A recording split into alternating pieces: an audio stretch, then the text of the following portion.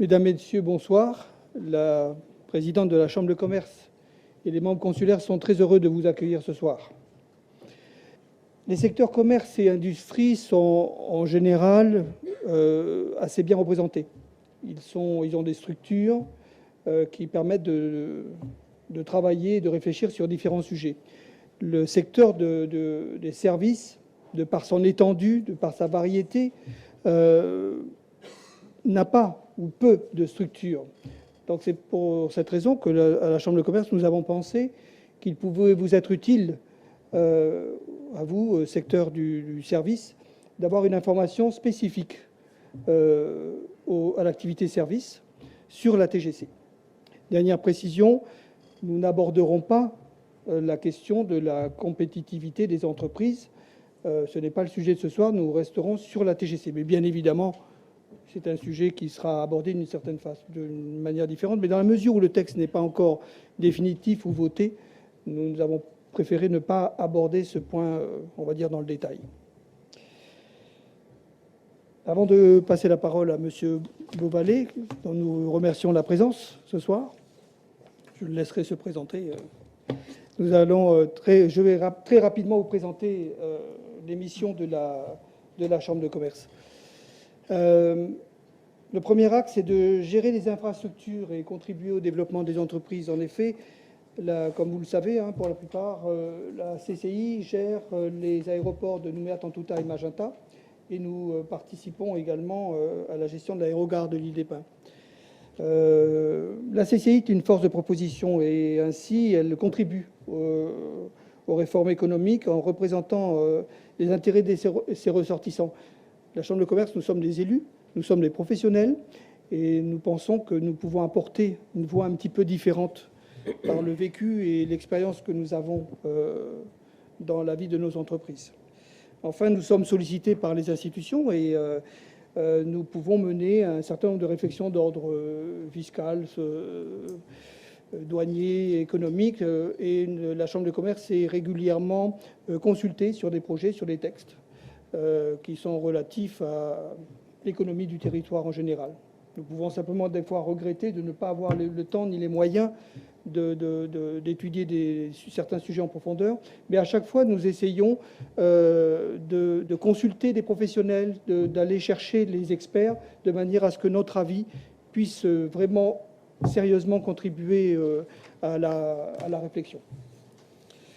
Le deuxième axe de ces missions consiste à accompagner la création et le développement des entreprises. En effet, aux porteurs de projets, créateurs d'entreprises, aux chefs d'entreprise, nous avons la possibilité d'offrir des services adaptés, personnalisés, c'est ce qui est important, de manière à pouvoir les accompagner à chaque étape qui part de la création jusqu'à la vie de l'entreprise. Très souvent, nous oublions que la Chambre de commerce, elle n'aide pas qu'au démarrage, elle aide tout au long de la vie de l'entreprise. Alors, nous apportons beaucoup de conseils en gestion, l'environnement de l'entreprise, des formalités qui sont nécessaires à la création ou à la vie d'entreprise. Et il y a un fichier des ressortissants, donc beaucoup d'informations sur les activités, sur l'économie en général du territoire. Et tous ces services, nous les mettons au service des 14 000 entreprises qui sont dans ce fichier. Dernier axe est orienté vers le développement des compétences. En effet, je crois que la mission de la formation est essentielle. Cette formation, elle est basée sur des structures qui existent, que je pense beaucoup d'entre vous connaissent, le CCI Apprentissage, l'école de gestion et de commerce, la célèbre EGC. Il y a la formation professionnelle continue, l'Institut de régulation et d'automation pour la maintenance industrielle et l'Institut de formation des pompiers de l'aéroport. Ça, ce sont des structures qui existent et qui sont là depuis un moment, mais il y a également une offre très riche, très variée de formations en alternance ou en présentiel qui vont permettre de former les jeunes, les salariés comme les chefs d'entreprise pour qu'ils puissent ainsi évoluer et se perfectionner pour être au mieux dans son entreprise. Voilà un petit petit rappel de ce qu'est la Chambre de commerce et d'une des raisons pour lesquelles nous sommes là ce soir. Je vais maintenant passer la parole à M. Beauvalet. Je vais juste vous rappeler, on vous a remis un document. Remplissez-le, il est anonyme. Comme je vous disais, l'activité des services est tellement vaste que nous n'avons pas toujours la possibilité d'aller au-devant des secteurs du service.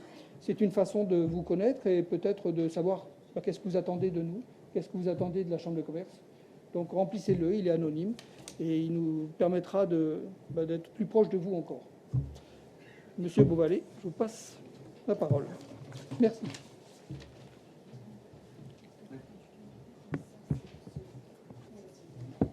D'accord. Bien, bonsoir à tous. Donc, je suis Lionel Beauvalet, je suis chargé de mission pour la TGC à la direction des services fiscaux. Depuis un peu plus d'1 an, j'ai eu l'occasion de rencontrer certains d'entre vous dans les travaux que nous avons menés dans la première phase de ce projet, sur laquelle je vais revenir. Je vais essayer ce soir de vous expliquer un peu en quoi consiste cet impôt, la TGC.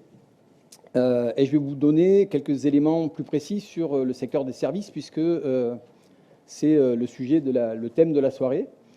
Mais avant cela, je vais revenir un peu sur quelques éléments d'introduction, et notamment sur des éléments de contexte qui ont toute leur importance pour bien vous présenter le cadre dans lequel s'inscrivent nos travaux.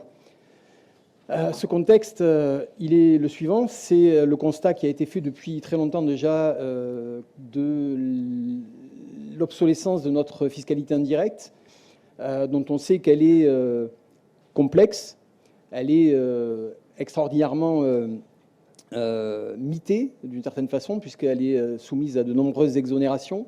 C'est ce que relevait le rapport de Jean-Pierre Lieb il y a de cela déjà 6 ans, qui posait ce diagnostic qui, je crois, est partagé par à peu près tout le monde. Et elle est aussi critiquée pour entretenir un phénomène de vie chère. On impute souvent le phénomène de vie chère à l'application des taxes à l'importation et au fait que dans le circuit d'un produit de distribution, les marges des entreprises sont calculées sur un prix qui inclut la taxe à l'importation et que d'une certaine manière, on fait des marges sur les taxes. Et c'est vrai que j'ai souvent entendu cette affirmation dans les groupes de travail qu'on a pu mener. Donc ça, c'est le point de départ. La solution qui a été élaborée, elle procède d'une démarche qu'on a appelée l'agenda fiscal, social partagé, qui a été signé en août 2014 par les partenaires sociaux et les groupes politiques, et qui ont posé le principe d'une évolution vers une taxe de type TVA, à plusieurs taux. C'est un élément important, et très important d'ailleurs du projet, qui a vocation à se substituer à 7 droits et taxes. Les 4 taxes perçues à l'importation qui sont mentionnées ici, à savoir la taxe générale à l'importation pour la plus importante, la taxe de base à l'importation, et puis les taxes d'acheminement, taxes de péage et taxes sur le fret aérien. Voilà pour les taxes à l'importation. Elles représentent à elles seules à peu près 30 milliards de francs de rendement annuel. Et puis 3 taxes intérieures également. La plus importante d'entre elles, la taxe de solidarité sur les services, qui vous concerne au premier chef, puisque nous traitons ce soir du secteur des services, qui représente à elle seule à peu près 20 milliards de francs de rendement annuel. Et puis, il y a également 2 autres impôts qui sont un peu moins importants en termes de rendement, mais qui n'en sont pas moins significatifs, surtout pour ce qui concerne le droit proportionnel de la patente, qui frappe, comme chacun sait, les importations. Et donc, par cohérence avec la suppression des taxes à l'importation, ce droit est également supprimé, ainsi que la taxe sur les nuitées hôtelières. Le tout pour un rendement de 51 milliards de francs en 2015. Donc c'est un chantier assez significatif à l'échelle du territoire, puisque ce sont des enjeux budgétaires particulièrement importants. Lors de la signature de ces accords, enfin en tout cas les signataires de cet accord nous ont assigné 3 objectifs spécifiques. Alors on pourrait revenir sur les objectifs plus généraux, les mérites d'un système de TVA, on y reviendra dans le fil de mon exposé. On peut aussi parler de simplification, de rationalisation de la fiscalité, mais les 3 objectifs spécifiques qui ont été assignés et qui guident un peu nos travaux, c'est celui du rendement fiscal, puisque, je vous l'ai indiqué, c'est des ordres de grandeur très significatifs au plan budgétaire, 51 milliards de francs. Et le parti a été pris de nous demander de trouver un rendement fiscal équivalent. Alors, ça paraît simple comme ça, mais ça fait l'objet de débats parce que vous savez qu'il y a beaucoup de dépenses publiques, notamment dans le domaine de la santé. Et la question s'est posée légitimement au moment de déterminer les objectifs de notre réforme, de savoir s'il ne fallait pas mobiliser cet outil qu'est la TGC pour justement générer une fiscalité supplémentaire. La réponse a été négative, donc l'objectif c'est d'assurer un rendement fiscal équivalent à celui des 7 taxes supprimées. Le deuxième objectif significatif et très important, qui est celui de la baisse des prix à la consommation. Alors, ça peut paraître un peu contre-intuitif de dire qu'une taxe sur la consommation va faire baisser les prix à la consommation. Mais en gros, ce qu'il est prévu pour accéder à cet objectif, c'est d'accompagner la mise en place de cet impôt par des efforts en termes de compétitivité. On avait dit qu'on n'en parlerait pas, mais ça fait partie des éléments de contexte. Et dans toute la phase, dans toute l'année 2015, en fait, des discussions ont eu lieu dans les différentes filières. 4 ont été identifiées comme étant plus significatives dans ce qu'on appelle vulgairement le panier de la ménagère, les biens de consommation courante, les biens alimentaires, la filière automobile et le logement. Donc dans ces 4 secteurs, des discussions ont eu lieu pour trouver des leviers de compétitivité et assurer qu'en faisant baisser les coûts des entreprises et en générant un rendement fiscal équivalent à celui des taxes supprimées, on parviendrait assez mécaniquement à une baisse des prix.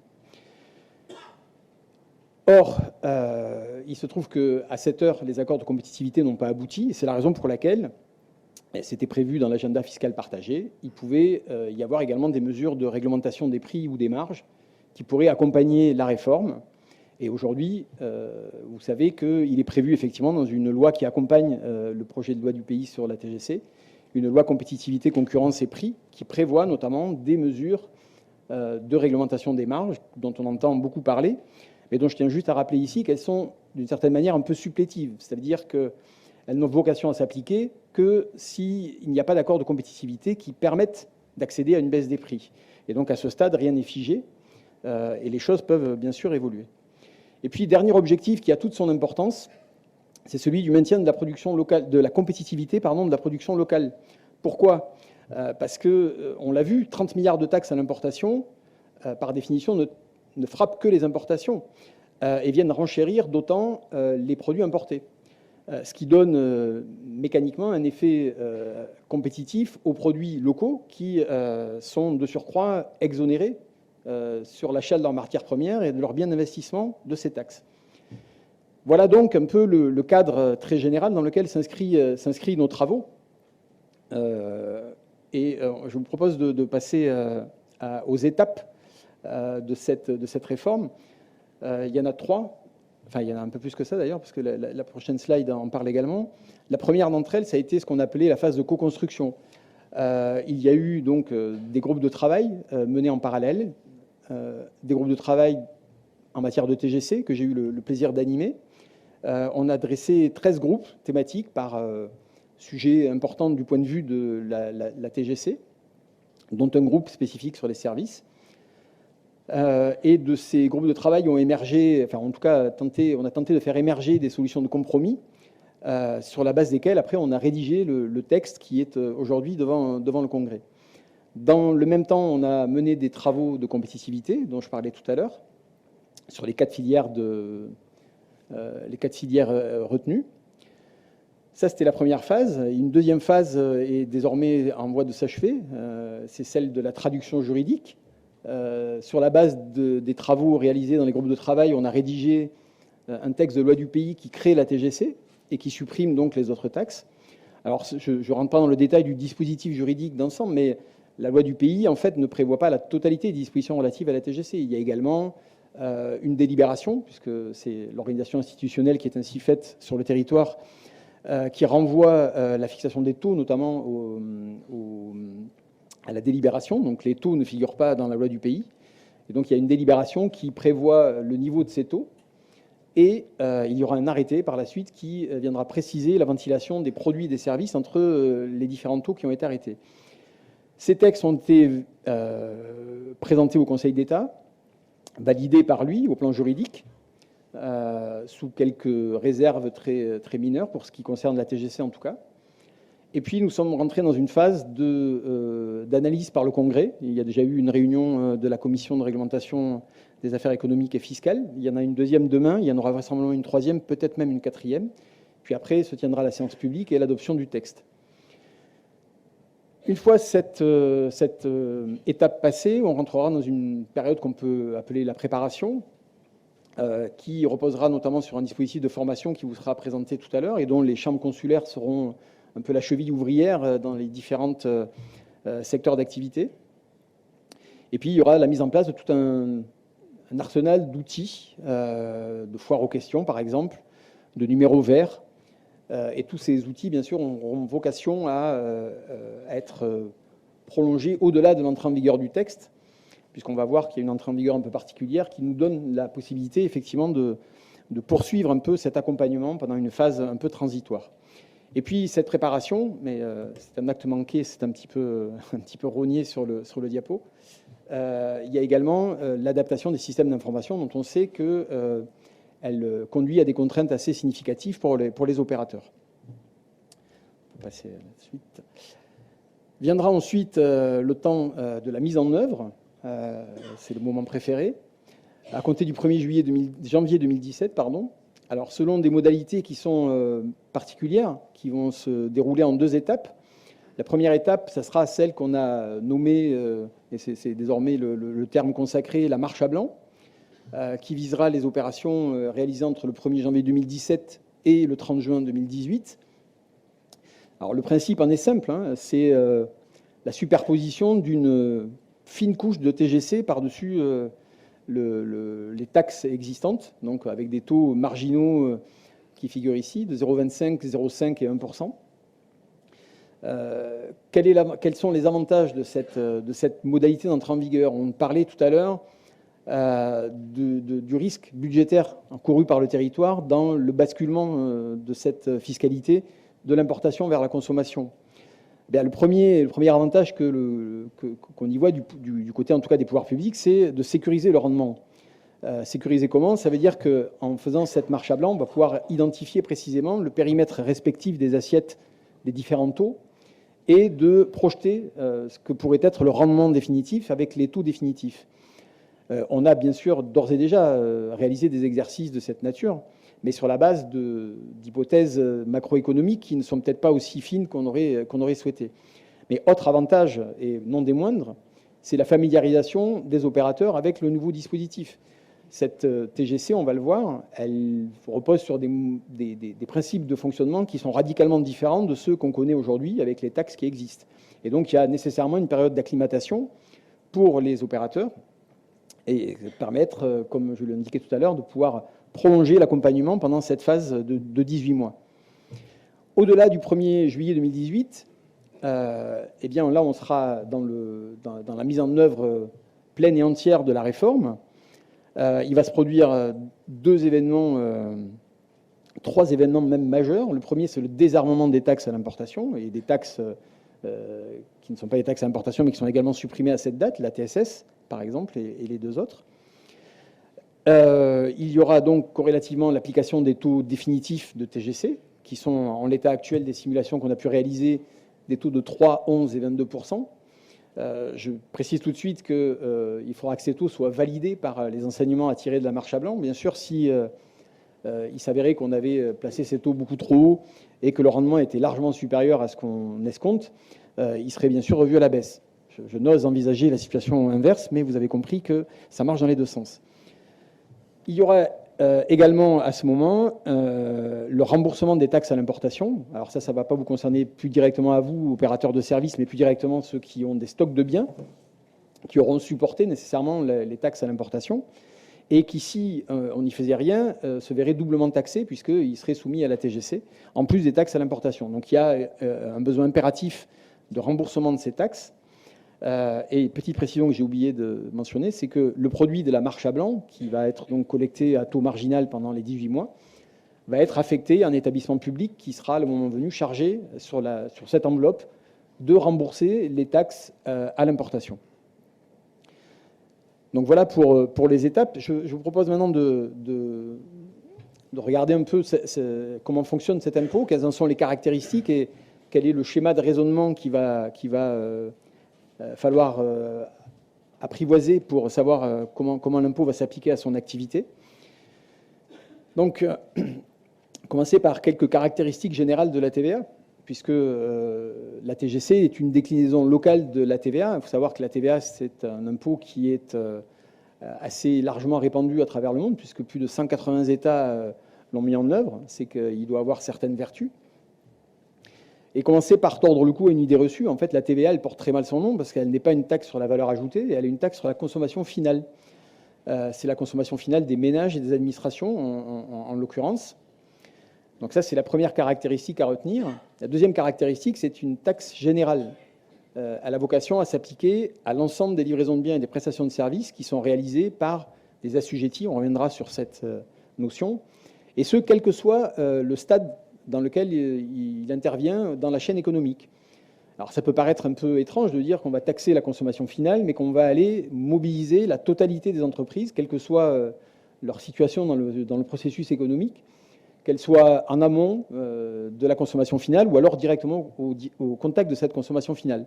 Tout ceci s'explique par un mécanisme qu'on appelle le mécanisme des paiements fractionnés, qui est, j'ai envie de dire, l'idée déterminante de la TVA, qui a fait que c'est un impôt qui est aujourd'hui prisé à travers plus de 180 États. Et ce mécanisme, il consiste à faire en sorte que chaque opérateur de la chaîne économique calcule la TVA qu'il doit en collectant la TVA sur son propre chiffre d'affaires, mais en déduisant la TVA qu'il aura supportée sur les dépenses qu'il aura engagées lors de la réalisation de son activité. Alors tout ceci nous amène à un résultat qu'on va chercher à illustrer pour montrer que ce processus de collecte correspond bien à l'objectif qui est celui qui est indiqué tout à fait là-haut, de taxer la consommation finale. Donc je vous propose de décliner un exemple très simple, alors qui est un exemple qui est non seulement simple, mais même simpliste, parce que ça ne se passe pas comme ça dans la vraie vie, mais en tout cas il illustre assez bien, je trouve, la manière dont les choses se produisent. Donc on a un exemple de 4 stades dans le circuit économique, depuis l'extraction des matières premières jusqu'à la consommation du bien final par le consommateur. On voit que A extrait des matières premières et collecte une TGC de 15%, et donc verse 15 au Trésor. On a un deuxième opérateur B qui transforme ces matières premières en produits semi-finis et qui donc va acheter les matières premières à A. Il va revendre 250 et donc avoir un chiffre d'affaires de 250, ce qui génère une taxe collectée de 37,50 dans l'exemple. Et bien sûr, le principe des paiements fractionnés que je vous indiquais à l'instant l'autorise à déduire les 15 sur l'achat des matières premières qu'il a engagées pour la réalisation de son activité économique. Et donc, il va reverser la différence entre ces deux montants, soit, au cas particulier, 22,50. C, à son tour, transforme le produit semi-fini en produit fini, qu'il revend 750 à un détaillant, et donc va collecter à son tour 15% de 750, soit un montant de 112,50, et déduire à son tour le montant que lui a facturé B, soit 37,50, ce qui va générer une TVA nette à son niveau de 75. Et puis enfin, D, qui est le détaillant, vend au consommateur final au prix de 1000 et collecte nécessairement 150, puisqu'il applique lui aussi le taux de 15% applicable au produit. Et il va déduire les 112 que lui a facturé C sur le produit fini. Et quand on regarde, on décompose cette opération, on peut s'apercevoir que lorsqu'on cumule la TGC, ou la TVA, collectée au niveau de chacun des opérateurs économiques, on a bien le résultat recherché, à savoir que notre consommateur final a acquitté 150 de taxes, et au final, ces 150 de taxes sont bien ceux qui ont été versés au Trésor public aux différents stades du processus économique. Et donc, la démonstration est faite que ce mécanisme permet de taxer la consommation finale en mobilisant la totalité des opérateurs de la chaîne économique. Alors, on pourra objecter que c'est peut-être un peu complexe, mais ça a un mérite très, très intéressant. Et c'est pour ça que ça a fait le succès de cet impôt. on a des systèmes de taxation indirecte qui reposent directement sur la consommation finale.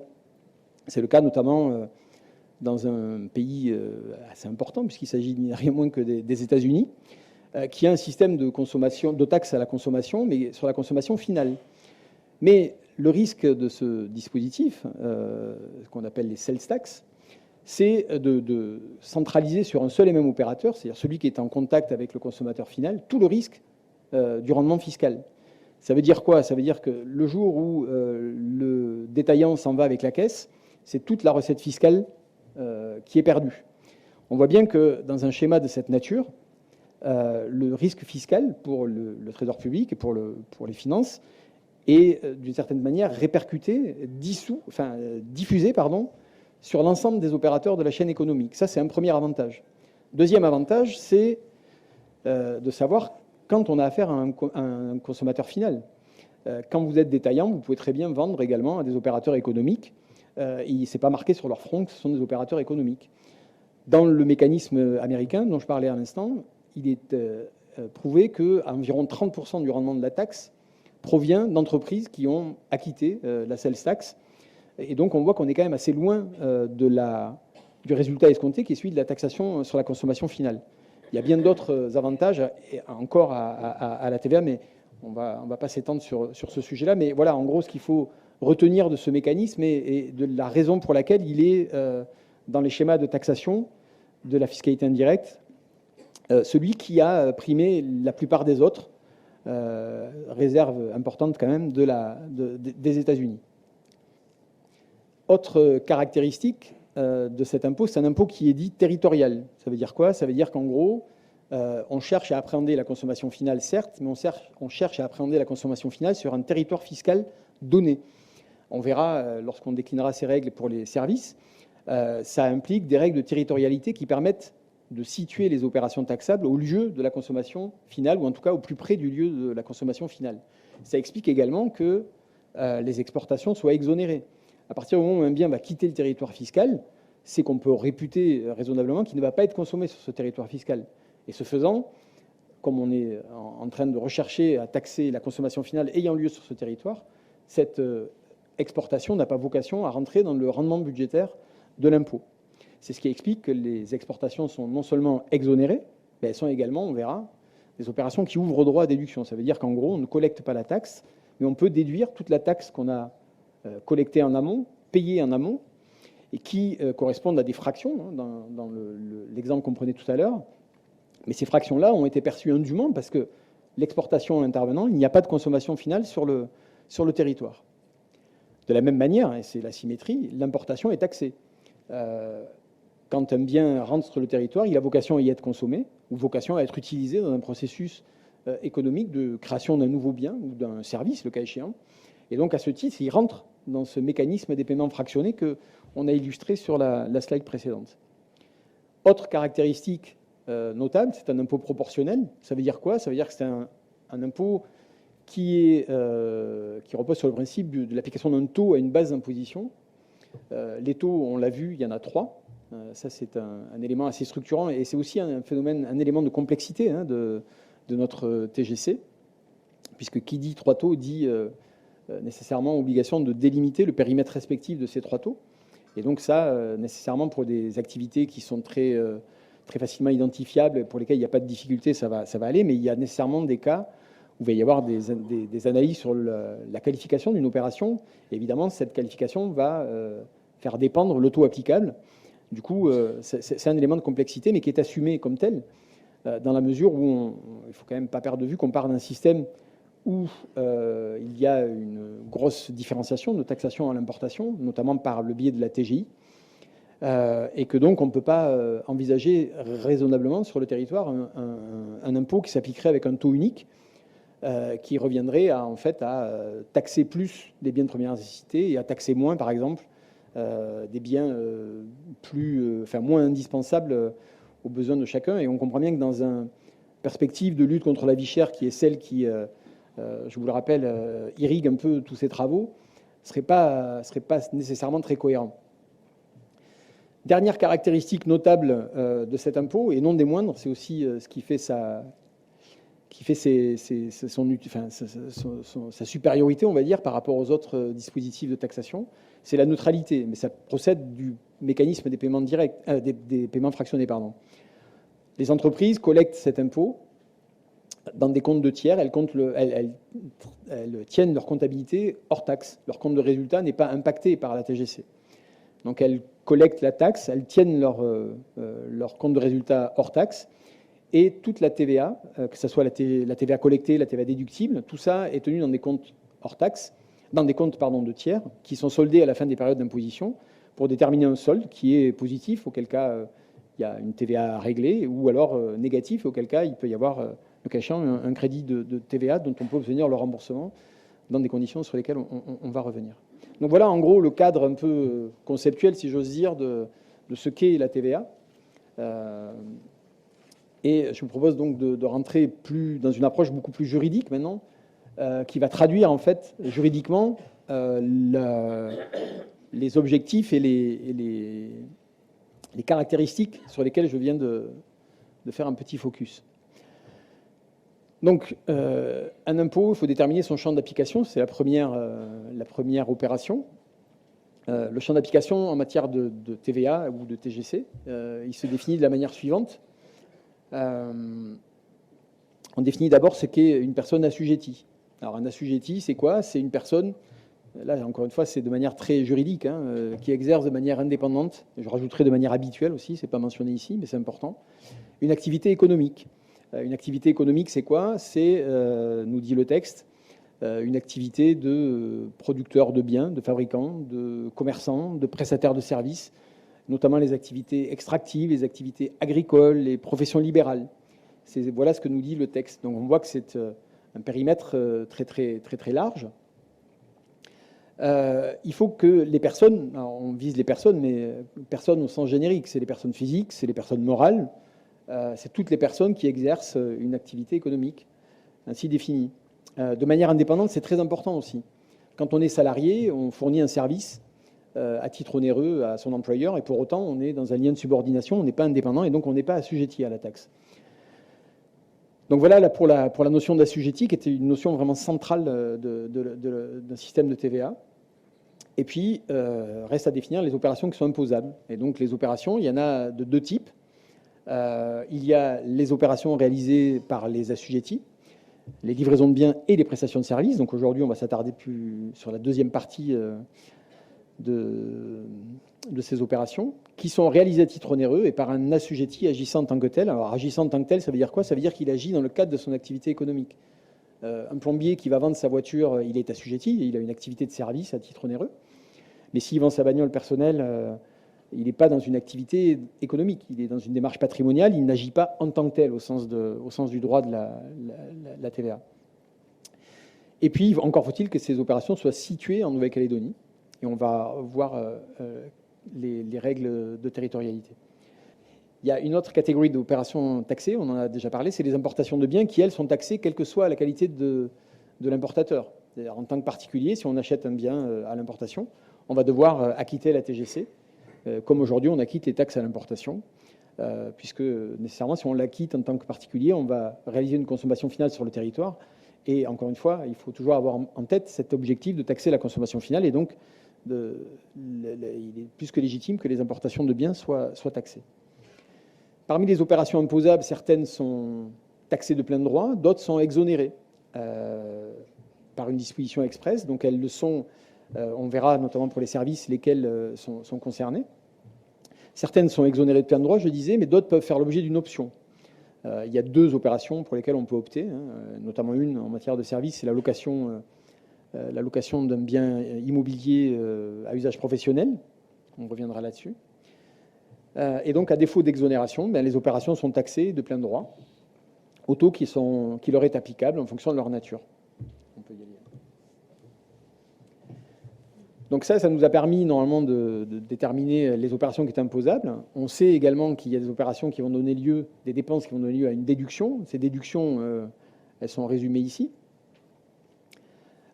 Pour déduire, il faut réaliser des opérations ouvrant droit à déduction. Ça paraît, c'est une tautologie, comme on dit. Ça paraît évident. Donc, qu'est-ce qu'on entend par opération ouvrant droit à déduction? La première, vous l'avez compris, c'est les opérations qui sont soumises à la TGC. On collecte sur son chiffre d'affaires, on déduit sur les dépenses engagées pour réaliser son chiffre d'affaires. Donc ça, c'est le premier bloc, c'est le plus important, bien sûr. Mais il y a également des opérations qui sont exonérées, mais qui ouvrent droit à déduction. On l'a déjà évoqué auparavant en parlant des exportations. Je vous ai expliqué que si on ne remboursait pas la taxe payée sur les dépenses engagées pour une exportation, eh bien, on aurait prélevé des fractions de taxes. Et in fine, il n'y a pas de consommation finale sur le territoire. Et donc, ces opérations peuvent faire l'objet d'un remboursement de la taxe, alors même qu'elles sont exonérées. Donc ça vaut pour les exportations, mais ça vaut également pour certaines opérations qui, en interne, sont considérées comme étant plus importantes, on va dire, en termes de vie chère, par exemple. C'est la raison pour laquelle les biens de première nécessité, les biens alimentaires de première nécessité, dont la liste va être fixée par un arrêté, sont soumis à ces dispositions. Ça veut dire qu'en gros, ce sont des opérations qui sont exonérées, la vente de ces produits sont exonérées, mais toute la TGC qui peut avoir été supportée en amont pour réaliser la vente de ces produits sera déductible. Donc voilà pour les opérations ouvrant droit à déduction, mais il y a également à se pencher sur les dépenses qui sont éligibles. Donc les dépenses, elles sont de deux natures. Il y a les dépenses d'investissement et les dépenses de fonctionnement. Quand vous réalisez un investissement pour réaliser votre chiffre d'affaires taxable, eh bien vous êtes fondé à déduire la taxe au moment de l'inscription de l'investissement à l'actif de votre entreprise. J'insiste là-dessus, je fais un petit focus là-dessus, mais c'est quelque chose d'assez intéressant. Aujourd'hui, c'est vrai qu'il existe des exonérations, mais qui sont limitées pour les biens d'investissement. Demain, tous les investissements réalisés pour affectés à l'activité imposable ou aux opérations ouvrant droit à déduction ouvrent droit à déduction immédiate de la taxe. Ça veut dire que vous supportez la taxe, vous la quittez, que ce soit à l'importation, que ce soit sur un investissement, un bien d'investissement acquis en local. Et cette taxe, vous la payez à votre fournisseur, mais vous la déduisez immédiatement de votre chiffre d'affaires. Et si c'est un investissement important qui génère un crédit de taxe, vous pouvez en demander le remboursement. Donc de ce point de vue-là, par rapport au dispositif actuel, il y a un gain mécanique de trésorerie pour les entreprises. Ça vise également, bien sûr, toutes les dépenses de fonctionnement. Alors, les dépenses de fonctionnement, c'est très large. Ça va de la constitution du stock pour les entreprises qui font du commerce de biens jusqu'à l'acquisition des matières premières et tous les frais généraux qu'on peut imaginer, les dépenses d'énergie, les dépenses d'eau, tout ce qui est grevé de taxes peut faire l'objet d'une déduction, pour autant que ça soit engagé, bien sûr, pour les besoins de la réalisation d'opérations ouvrant droit à déduction. Reste à déterminer quel est le montant déductible. Et donc là, il y a 3 configurations possibles. Alors, je vous rassure, la dernière configuration, qui peut apparaître un peu complexe, n'a pas vocation à être très, très répandue sur le territoire, puisque le périmètre des exonérations est quand même assez limité. Mais en gros, ce qu'il faut retenir, c'est que quand c'est un peu le principe de l'affectation. Quand on engage des dépenses pour des opérations qui ouvrent tout droit à déduction, on peut déduire la totalité. À l'inverse, quand on engage des dépenses pour des opérations qui n'ouvrent pas droit à déduction, eh bien, on ne peut rien déduire. Et évidemment, la voie médiane, c'est que quand on est un peu des deux, eh bien, on peut déduire une proportion de la taxe qui est déterminée de manière forfaitaire sur la base d'un prorata, ce qu'on appelle un prorata, qui consiste à faire un rapport entre le chiffre d'affaires taxé et le chiffre d'affaires pas taxé pour déterminer quelle est la quote-part de la taxe qui peut être déduite. Et j'en finirai par ce qu'on appelle les régularisations. Alors, si le droit à déduction il est admis en totalité immédiatement, au moment où vous réalisez l'investissement, au moment où vous réalisez la dépense, il est néanmoins conditionné au maintien dans l'emploi qui a justifié la déduction pendant une durée qui est plus ou moins longue. Alors, elle est variable selon la nature de l'immobilisation. Ça ne vise que les immobilisations. Elle est de 5 ans pour les biens meubles et de 20 ans pour les biens immeubles. En gros, ça correspond peu ou prou à la durée d'amortissement d'un investissement. Et ça veut dire que si, dans ce délai de régularisation, le bien vient à être affecté à une autre utilisation que celle qui a justifié la déduction, eh bien, il y a des régularisations qui sont calculées par 5e, par 20e, en fonction de la date à laquelle intervient la modification de l'affectation du bien. On a donc désormais une idée du champ et de la déduction. On va voir la manière dont la taxation s'opère. Donc j'en ai déjà parlé rapidement, mais on détermine une base d'imposition. Cette base d'imposition, en principe, elle est constituée du prix payé par l'acquéreur. C'est tout ce qui est perçu en contrepartie de la prestation ou de la livraison de biens imposables. Donc c'est pour l'essentiel des paiements en espèces, hein, enfin en numéraire. Ça peut aussi être des échanges de services, des échanges de biens contre services. Ça peut aussi être, c'est tout ce qui constitue la contrepartie. Mais il y a aussi des exceptions, notamment une taxation sur la marge. Ça, c'est pour les biens qui ont fait l'objet d'une acquisition sans ouvrir droit à déduction. Par exemple, les biens acquis auprès de particuliers, que ce soit un immeuble revendu par un marchand de biens, une voiture d'occasion achetée auprès d'un particulier et revendue par un revendeur. Tout ça sont des cas d'application d'un régime sur la marge, puisqu'en définitive, ce bien d'occasion a fait l'objet d'une première taxation sur sa valeur totale au moment où il a été mis sur le marché, d'une certaine façon. Et donc là, on ne vient taxer que la marge réalisée par l'assujetti revendeur qui va vendre le véhicule d'occasion ou le bien d'occasion.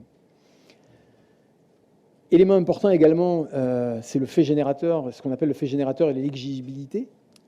Donc le fait générateur, c'est quoi? C'est le moment où l'opération est considérée comme réalisée du point de vue fiscal.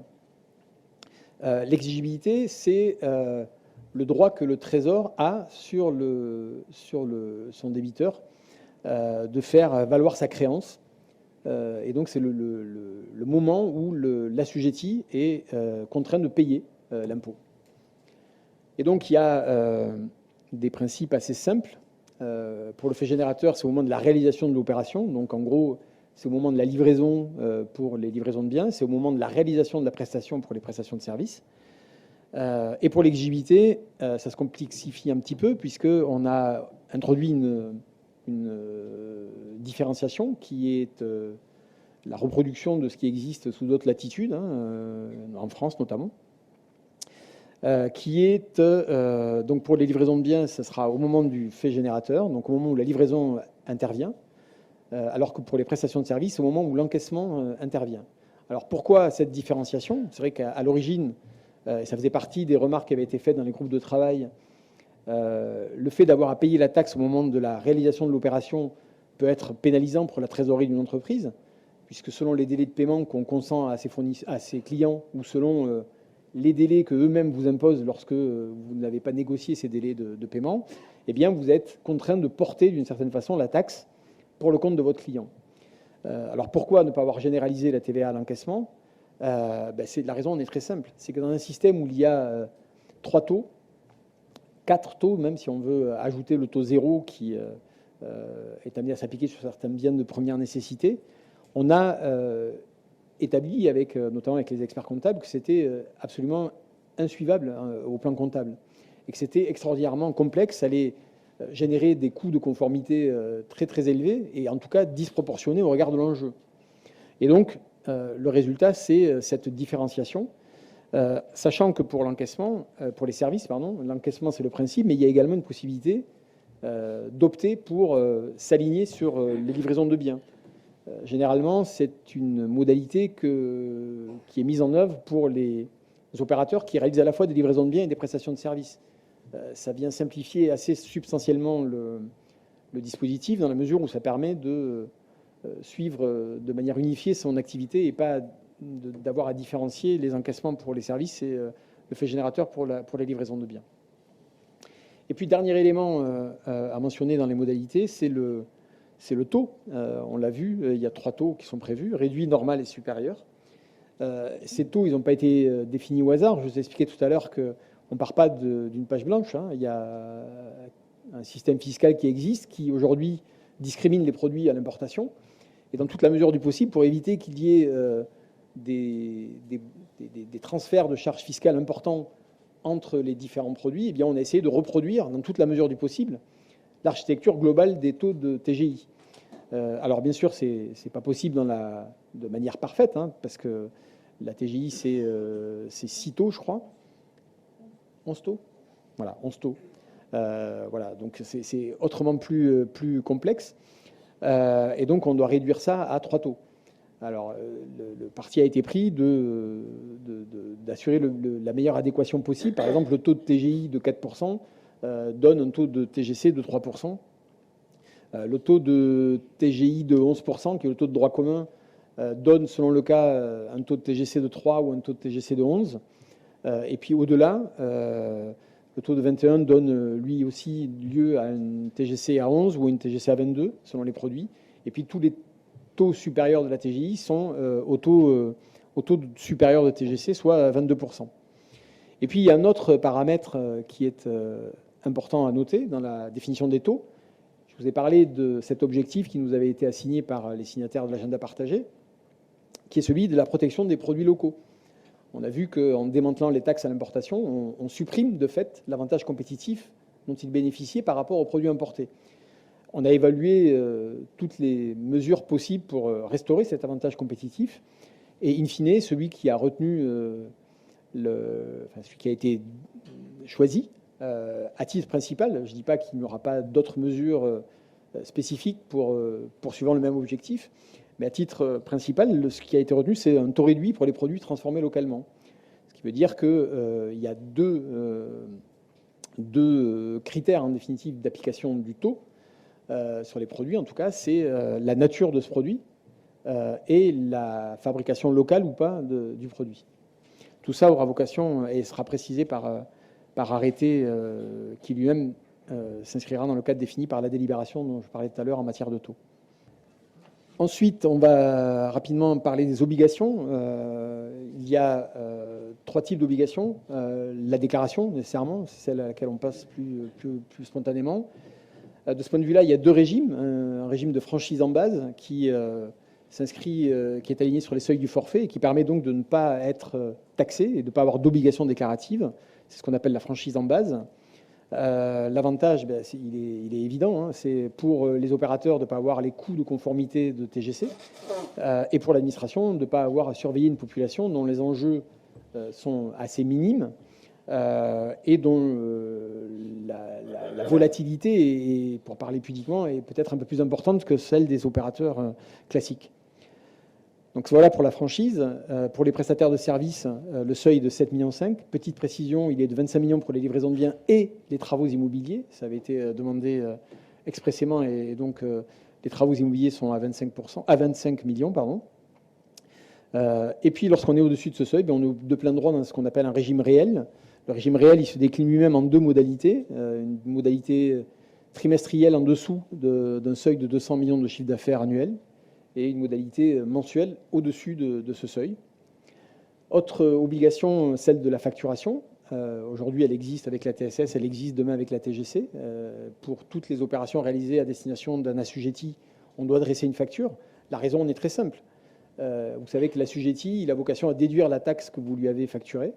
Eh bien, il y a une condition essentielle à la déduction, c'est de posséder une facture qui mentionne cette TGC, sachant que toute TVA, toute TGC qui sera mentionnée est due au Trésor public, ce qui permet d'une certaine manière d'autocontrôler le dispositif et de tracer les opérations entre les assujettis et de donner, il faut l'avouer, un peu de documentation à l'administration pour exercer son pouvoir de contrôle a posteriori. Et puis enfin, l'obligation de tenir une comptabilité qui permette de justifier les éléments reportés sur les déclarations. Une fois qu'on a vu ça, on peut faire un petit comparatif de ce qui existe aujourd'hui, de ce qui existera donc dans le monde merveilleux de la TGC. Deux petits slides pour faire un petit point là-dessus. Donc, premier élément de comparaison par rapport aux taxes à l'importation, eh bien, on a mécaniquement une assiette plus large, puisque le prix, la base d'imposition, c'est le prix à la consommation et non plus la valeur CAF comme aujourd'hui. On a un impôt qui nécessairement appréhende un nombre d'importations plus grand, puisque on l'a vu avec le mécanisme des paiements fractionnés, c'est tous les opérateurs de la chaîne économique qui sont impliqués et concernés, alors que les taxes à l'importation, par définition, ne taxaient que les importations. Mais on a aussi un impôt qui, à la différence des taxes à l'importation, n'influence pas le prix de revient. On a vu que les comptes de résultats étaient tenus hors taxe et la TGC suivie dans des comptes de tiers. Et donc tout ça permet une meilleure transparence de la fiscalité dans les prix. Et c'est un élément essentiel dans dans la démarche qui est celle du gouvernement de vouloir lutter contre la vie chère, cette transparence est assurément un meilleur outil pour révéler, d'une certaine façon, la vérité des prix aux consommateurs. Aujourd'hui, on sait que les prix contiennent de la taxe. On ne sait pas à quel niveau. Demain, les choses apparaîtront de manière très transparente, puisque, avec la ventilation hors taxe TTC, on saura quelle est la part imputable, respectivement, à la taxe et au comportement des opérateurs économiques. Donc voilà une vertu essentielle de ce nouvel impôt, et en tout cas un avantage assuré par rapport au mécanisme actuel. Dans le même exercice sur la TSS, c'est un peu plus rapide, puisqu'il y a quand même des éléments de comparaison assez essentiels, puisque la TSS est très largement inspirée de la TVA. L'assiette est bien comparable, c'est le prix du service. Mais par contre, il y a un atout supplémentaire, c'est la neutralité que permet la TGC. Aujourd'hui, quand vous êtes un prestataire de service et que vous recourez vous-même pour fournir vos services à des prestataires de services, ils vous facturent de la TSS, qui viennent grever vos coûts et que vous allez nécessairement répercuter dans votre prix, qui lui-même est soumis à TSS. Et donc, il y a un mécanisme de taxation en cascade qui est supprimé par la TGC, puisque, encore une fois, lorsque vous recourrez à un prestataire de service, vous pourrez déduire la TGC qui vous sera facturée à cette occasion et refacturer hors taxe le montant de votre service. Et puis, avantage du point de vue de l'administration fiscale, c'est un impôt qui est plus difficile à frauder pour les raisons que j'ai déjà exposées. La déduction est conditionnée par la détention d'une facture, et donc il y a beaucoup plus de difficultés à dissimuler l'impôt dans les relations entre assujettis. Donc voilà, à grands traits, la TGC. Je vais maintenant faire un point sur les spécificités des services, puisque c'était le thème principal. Mais je pense que c'était utile d'avoir ces éléments de compréhension avant de détailler spécifiquement sur les services. Donc le premier point qu'on peut faire, c'est sur les règles de territorialité. Je vous ai expliqué tout à l'heure que les règles de territorialité avaient vocation à appréhender le lieu de taxation au plus près de la consommation finale pour satisfaire l'objectif de taxation de la consommation finale. Alors ces règles, elles peuvent apparaître complexes comme ça. En fait, elles ne sont pas tant que ça. Et il faut aussi avoir en tête qu'elles matérialisent d'une certaine façon. C'est quelque chose, je vous ai expliqué que la TVA s'appliquait dans 180 États. On sait que les économies sont très largement interconnectées, qu'il y a beaucoup d'échanges entre les différents États. Et nécessairement, ça provoque des risques de double taxation ou d'absence de taxation, ce qui est beaucoup plus grave. Et donc tout ça procède ni plus ni moins que de lignes directrices qui ont été dressées notamment par l'OCDE et dont ces règles s'inspirent en fait. Et donc ces règles, elles sont exprimées de la manière suivante. Il y a un principe qui lui-même se subdivise en deux principes et des exceptions. Alors ces principes, quels sont-ils ? Eh bien, ils sont différents selon que on a affaire à un preneur qui est assujetti ou un preneur qui est un particulier. Pourquoi ? Parce que quand on a un preneur qui est un assujetti, eh bien, on est au stade de la consommation intermédiaire. On sait qu'il va déduire la taxe et qu'il va à son tour collecter la fraction de taxe qui lui incombe dans le circuit économique. Le particulier, c'est différent. Quand on est au contact avec un particulier, eh bien, on a toutes les chances d'avoir affaire à un consommateur final. Et donc, il y a un enjeu d'attribution directe pour le territoire de la recette fiscale. Et donc, on a les deux principes suivants. Une taxation au lieu du preneur assujetti. Donc, quel que soit le lieu d'établissement du prestataire, en gros, si vous êtes un prestataire établi en Nouvelle-Calédonie, vous facturez un service à un autre assujetti établi en Nouvelle-Calédonie, eh bien, le lieu, c'est le lieu d'établissement du preneur, donc la Nouvelle-Calédonie, et vous êtes redevable de la taxe. Là où ça se complique un peu, c'est quand le prestataire n'est pas établi en Nouvelle-Calédonie. Il est établi ailleurs qu'en Nouvelle-Calédonie. Il fournit un service à une personne établie, elle, en Nouvelle-Calédonie. Eh bien, le lieu de taxation, c'est bien la Nouvelle-Calédonie, puisque le preneur y est établi. Et on applique à ce moment-là ce qu'on appelle l'autoliquidation, c'est-à-dire que c'est le prestataire qui calcule lui-même la taxe due sur le service et qui après la déduit, le cas échéant, en fonction de l'affectation qu'il lui donne. Tout ceci existe d'ores et déjà avec la TSS, hein, donc ce n'est pas quelque chose de nouveau. Et puis, nécessairement, il y a des exceptions, puisque si dans la majorité des cas, pour déterminer le lieu de la consommation d'un service, il y a nécessité d'avoir la présence à la fois du prestataire et du preneur. On voit mal qu'un service de coiffure, par exemple, puisse ne pas se dérouler de cette manière. On n'a pas encore inventé la coiffure à distance, ça pourrait peut-être arriver. Mais en tout cas, pour l'instant, ce n'est pas encore le cas. Mais par contre, il y a beaucoup de services qui désormais peuvent être fournis à distance. Ça a obligé à revoir un petit peu les règles et revenir un peu, créer de nouvelles exceptions pour s'assurer qu'on taxe au plus près de la consommation finale. Ces exceptions, elles sont de deux natures. Il y en a qui s'appliquent quelle que soit la qualité du preneur. C'est notamment le cas de ceux qui peuvent être matériellement localisés. Je pense notamment aux travaux sur des immeubles. Si vous fournissez des travaux immobiliers à un assujetti qui est établi en France, mais sur un immeuble situé en Nouvelle-Calédonie, on voit bien que le lieu de consommation du travail immobilier, c'est bien l'immeuble, c'est la Nouvelle-Calédonie. Et donc, c'est ce point de rattachement qui est pertinent du point de vue de la taxe.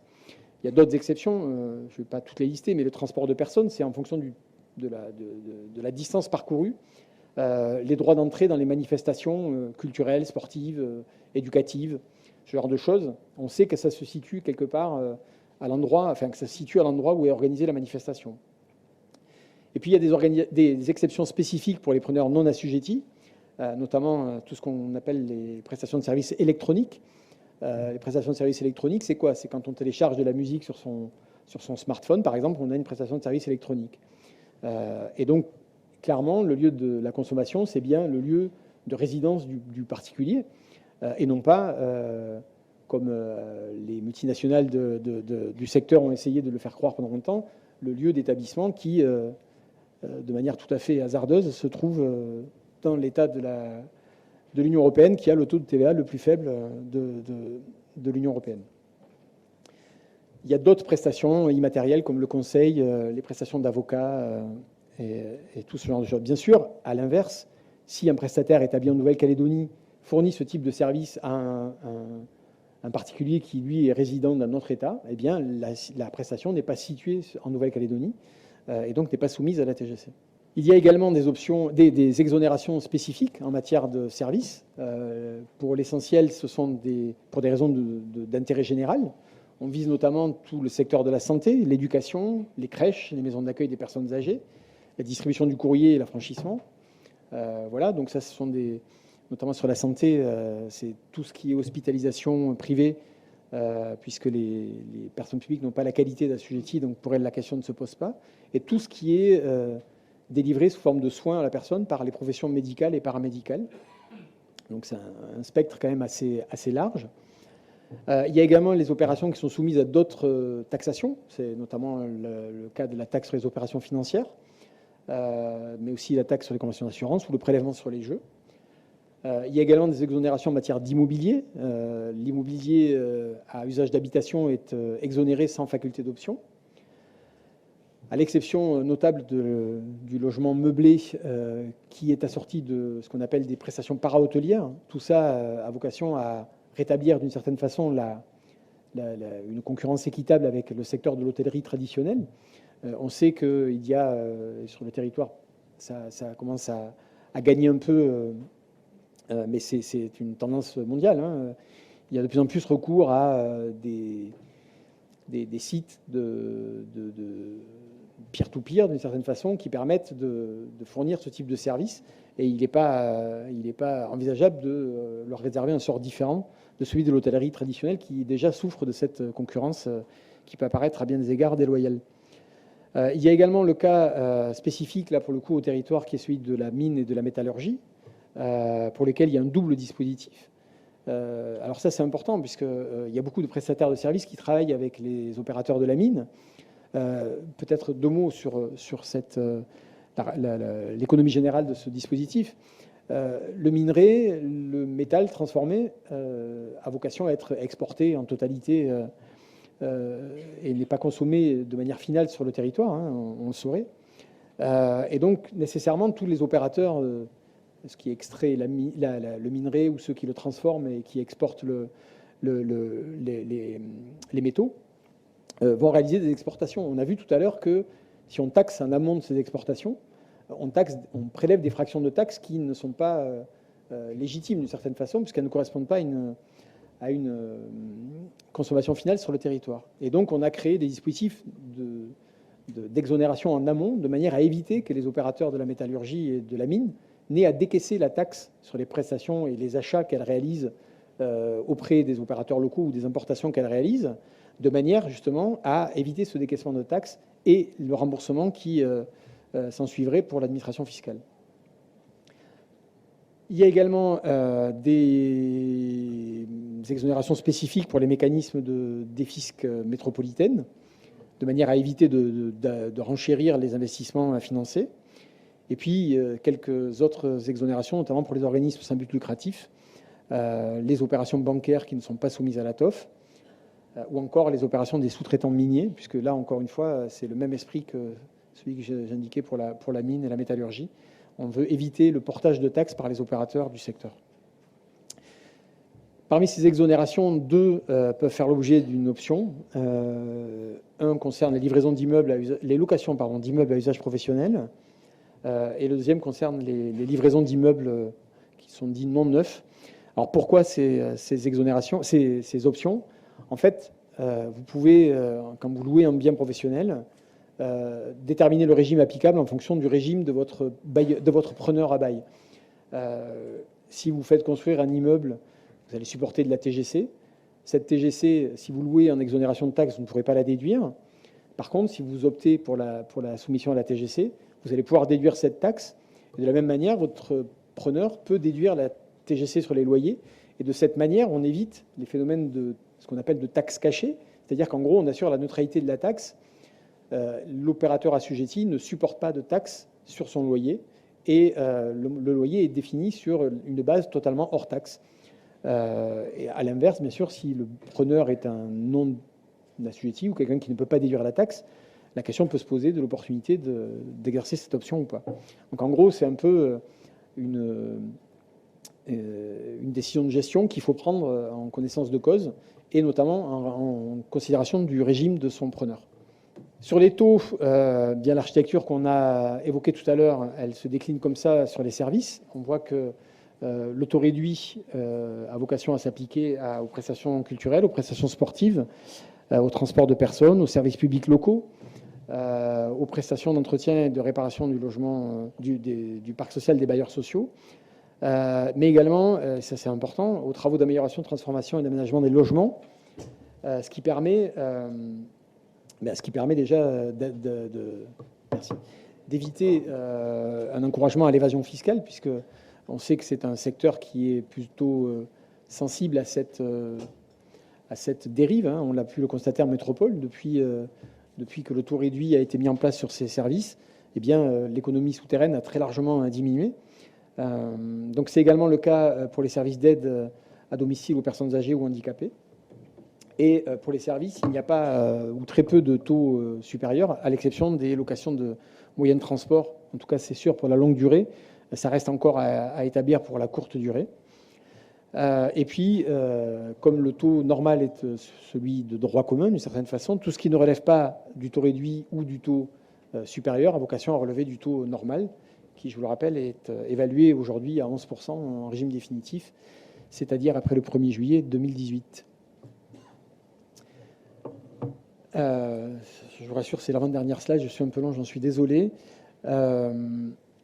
Il y a un problème qui a été identifié de manière spécifique pour les prestataires de services, c'est celui d'avoir à superposer pendant la marche à blanc 2 taxes sur une assiette identique, la TGC et la TSS.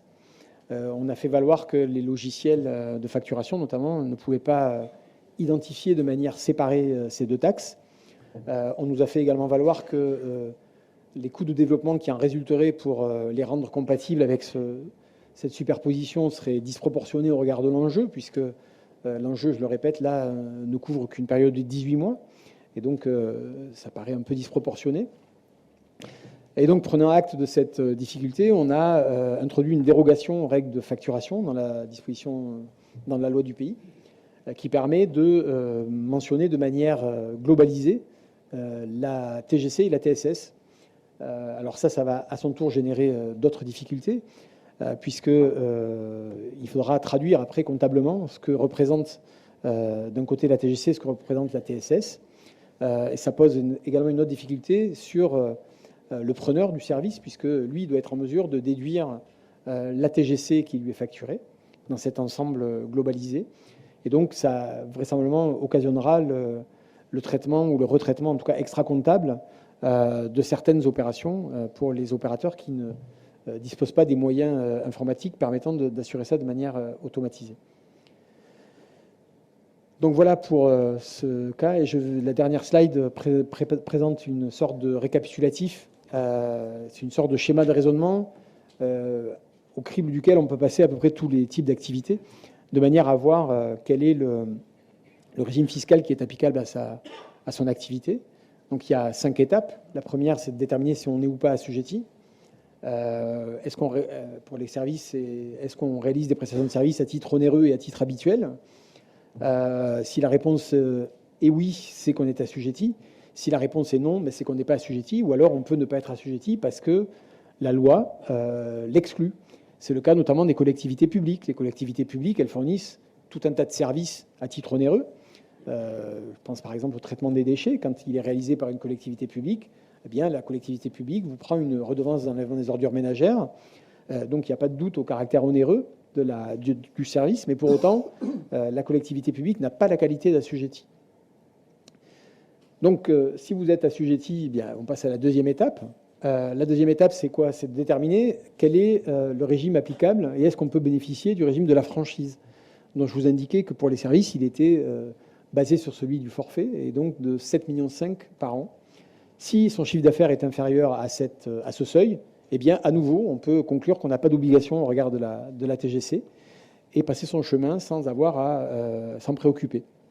Si, en revanche, on a un chiffre d'affaires supérieur à ce seuil, eh bien, à ce moment-là, on a le droit de passer à l'étape 3. Ou alors, on peut aussi, quand on est en dessous du seuil, choisir délibérément d'aller vers la TGC. Voilà, c'est une option qui est offerte. C'est une décision de gestion qui peut être prise en fonction de plusieurs paramètres. On peut aussi réaliser des investissements importants pour lesquels on aurait envie de déduire la taxe. Ça peut justifier une option pour la TGC. Et donc, au stade 3, qu'est-ce qu'on se pose comme question? On se pose comme question de savoir si on a des prestations qui sont exonérées ou des prestations qui sont taxées. Si les prestations sont exonérées, on se pose à nouveau une question de savoir si elles ouvrent droit à déduction ou pas. Si elles ouvrent droit à déduction, eh bien, on passe à l'étape d'après. Si ce n'est pas le cas, eh bien, par exemple, pour les professions médicales et paramédicales qui sont exonérées purement et simplement, il n'y a pas d'obligation de déclaration puisqu'on ne réalise pas d'opération ouvrant droit à déduction. Maintenant, si on réalise des prestations de conseil à destination exclusive de preneurs établis hors de Nouvelle-Calédonie, on a vu qu'elles n'étaient pas territorialement situées en Nouvelle-Calédonie, mais néanmoins, elles ouvrent droit à déduction. Et donc, il faut pouvoir déclarer ces opérations-là pour, le cas échéant, demander le remboursement de taxes qui en résulteraient, puisque ces opérations autorisent la déduction. Et une fois qu'on a passé cette étape, reste à déterminer si on est soumis à une obligation mensuelle ou trimestrielle. Pour ça, c'est très simple. On regarde si on a un chiffre d'affaires supérieur ou inférieur à 200 millions de francs par an, auquel cas on est soumis à une obligation ou à une autre. Et puis la dernière question à poser, c'est de savoir si on a une déclaration qui est débitrice, auquel cas la TGC nette est positive et auquel cas on doit payer au moment du dépôt de la déclaration à la recette des impôts le montant correspondant. Et il y a également la possibilité inverse, à savoir celle d'un crédit.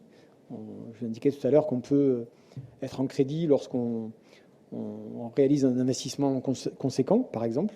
Et donc là, selon des conditions qui pour l'instant sont celles-là, mais qui peuvent évoluer, le texte n'est pas encore adopté par le Congrès, il faut qu'on soit titulaire d'un crédit supérieur à 300 000 francs à la fin d'un trimestre civil, auquel cas on peut demander un remboursement de taxes, sans quoi on peut utiliser bien sûr le montant de créditeur qui n'aurait pas été remboursé pour l'imputer sur la taxe qui est due au titre d'une période d'imposition postérieure.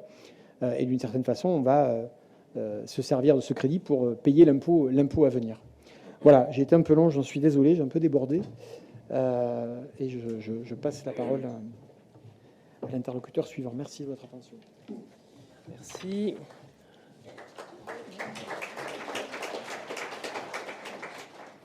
Bonsoir, David Guyenne, vice-président de la CCI en charge du commerce et aussi en charge de la commission fiscalité. Je vais vous présenter donc le dispositif mis en place aujourd'hui par la CCI pour accompagner les entreprises. Donc, pour vous rappeler le calendrier, le texte est aujourd'hui à l'examen au Congrès. Et donc, dès qu'il sera voté, nous allons intervenir pour préparer les entreprises, notamment dans une première étape pour la marche à blanc au 1er janvier, et ensuite, bien sûr, pour la mise en place définitive de la TGC 18 mois plus tard. Le dispositif de la CCI, donc aujourd'hui, est un dispositif pool, c'est-à-dire que les entreprises vont devoir faire la démarche de se rapprocher de leur chambre consulaire. Et le dispositif pool donc a deux volets, un volet grand public qui est une campagne d'information et de sensibilisation, et un volet personnalisé, donc avec des formations gratuites de niveau 1 et des formations spécifiques et customisées de niveau 2. Sur les formations grand public, le dispositif grand public, donc la CCI a prévu de mettre en place une page Internet, également de mettre en place des fiches et des dossiers donc informatifs et explicatifs, des fiches gratuites téléchargeables, notamment pour pouvoir faire vos simulations dans vos entreprises. Et enfin, des courriers, des emails pour donc rappeler l'ensemble des dispositifs pour les entreprises.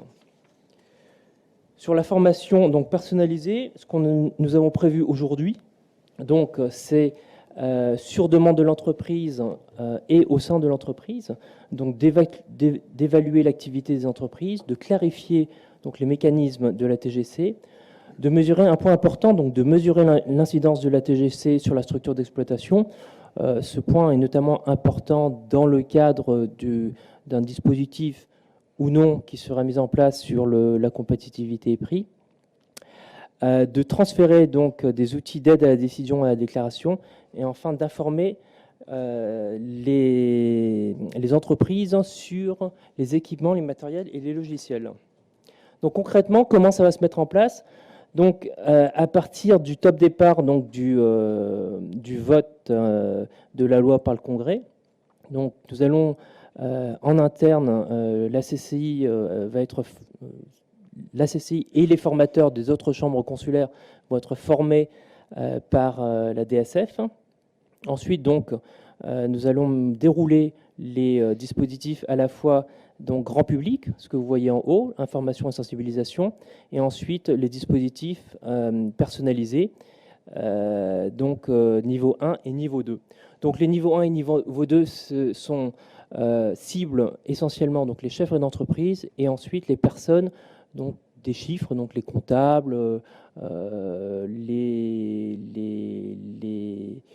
les contrôleurs de gestion, enfin toutes les personnes qui sont dans la gestion de l'entreprise.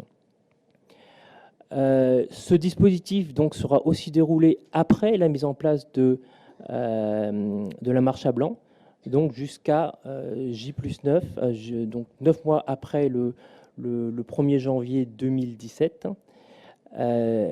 Et donc l'année prochaine, donc nous ajouterons l'accompagnement personnalisé sur rendez-vous auprès des consultants de la CCI.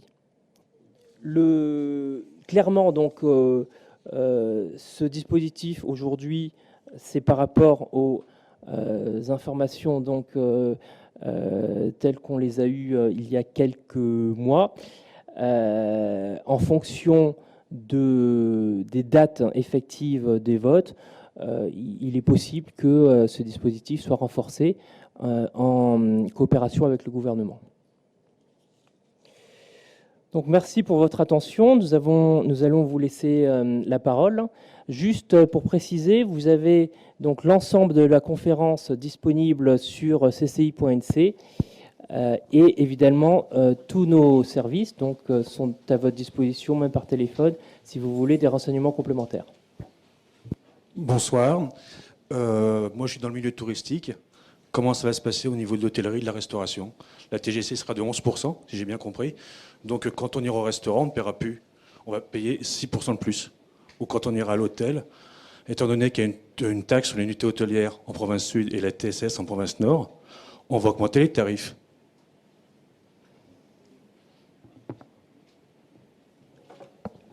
Effectivement, c'est une des conséquences de la mise en œuvre de la TGC sur le secteur. J'ajouterais quand même que le calcul peut pas être aussi rapide, si vous me permettez, puisque il y a pour les opérateurs hôteliers ou restauration la possibilité de déduire la TGC qui va se substituer aux taxes aujourd'hui supprimées. J'entends tout à fait que ça comblera pas l'écart. C'est un calcul qu'on a fait, effectivement. Globalement, ça devrait conduire, toutes choses égales par ailleurs, à une augmentation de 3 à 4% sur ces prestations-là. C'est un fait incontestable. Ouais. Je me permets juste de rajouter que, comme vous l'avez constaté, il y a beaucoup de services de première nécessité, notamment les services publics, qui sont totalement exemptés de la taxe, et d'autres qui ont été rendus éligibles au taux réduit, et que nécessairement, je vous rappelle, on a une équation globale à satisfaire. Cette équation, c'est de retrouver 51 milliards de rendement, et que forcément, quand on accorde un taux réduit à certains services, il faut compenser le manque à gagner sur ces secteurs-là par donc voilà, en gros, à partir du moment où c'est quelque chose à rendement équivalent, tout le monde ne peut pas gagner. C'est une évidence. Après, ce sont des questions d'équilibre et d'arbitrage, voilà, dont je suis plus témoin qu'acteur. Bonjour, je suis dans une entreprise de bateau-taxi, transport maritime. Quand est-ce que nous aurons, par secteur d'activité économique, la nomenclature de toutes les entreprises, de toutes les activités économiques et la taxe correspondante? Quand est-ce que nous aurons un écrit sur ce genre sur la définition exacte des taxes? Vous êtes telle entreprise, vous payez tant. Vous êtes une entreprise, vous payez tant. Après, la procédure de récupération, c'est un autre problème. Mais déjà qu'on puisse au moins avancer à la lettre A, parce que aller à la lettre Z, moi, je ne sais pas faire. Mais parce que vous n'avez pas lu toutes les lettres qu'il y avait entre la lettre A et la lettre Z, mais elles figurent bien dans les textes qui existent et puis dans ce qui a été présenté derrière moi. On ne vise pas les entreprises, on vise les opérations. Si vous avez vu, pour le transport de personnes, on prévoit que c'est un taux réduit qui s'applique, et donc votre activité, vraisemblablement, est éligible à ce taux réduit. Ce qui veut dire que, par rapport à la situation actuelle, je pense que vous n'avez pas... je pense que vous faites partie des bénéficiaires de cette évolution, pour la bonne et simple raison que vous allez pouvoir déduire la taxe que vous supportez sur vos investissements, sur vos dépenses de fonctionnement, et que vous n'allez taxer qu'à hauteur de 3% votre chiffre d'affaires, là où aujourd'hui, peut-être vous taxiez à un montant supérieur. Après, je ne sais pas si vous étiez soumis à la TSS ou pas, puisque tous les transports ne l'étaient pas. Non. Une partie oui, une partie non. Voilà, donc il y a la partie qui représente un tiers taxé à la TSS, c'était quand même 2 tiers non taxés. Maintenant, ces 2 tiers vont être taxés avec bien sûr les possibilités de déduction. Et pour identifier ce qui sera, on pourra enlever ce qui est facturé. Et si j'ai bien compris, on ne pourra pas enlever les charges de salaire. Ah ben, les charges de salaire, par définition, ne sont pas soumises à la taxe. Absolument, d'accord. C'est pour bien comprendre le système. Oui, absolument, oui, je confirme, c'est bien ça, oui.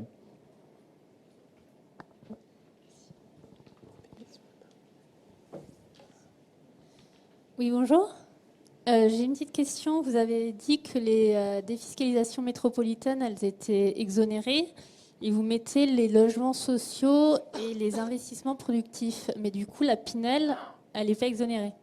Vous n'avez pas vu le logement intermédiaire? Non. Dame Neige, je me suis fait avoir. Effectivement, le logement intermédiaire n'est pas concerné par ces dispositifs. Le logement social est concerné pour la bonne et simple raison qu'il est aujourd'hui totalement détaxé, avec la TSS notamment. Il le sera demain également. Les investissements productifs, c'est une autre logique qui est à l'œuvre, c'est que l'investissement productif, en fait, lorsqu'il est réalisé directement ou par un mécanisme de défiscalisation, il est toujours affecté à une opération qui ouvre droit à déduction.